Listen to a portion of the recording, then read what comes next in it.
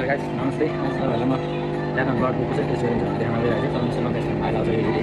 यसमा चाहिँ ब्लड दिने भाइ लाउँछ त्यसपछि भने सबै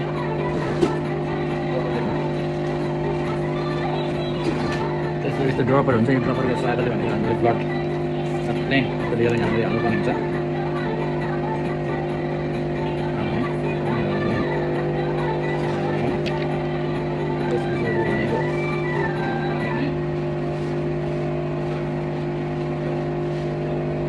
त्यसरी यस्तो केमिकल आउँछ त्यसरी हामीले यो केमिकल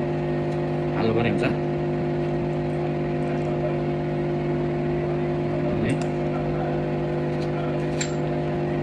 केमिकल हाल्ने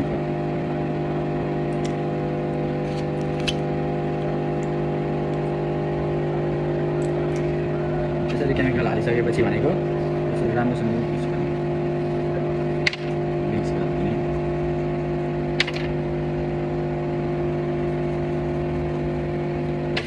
यसलाई मजासँग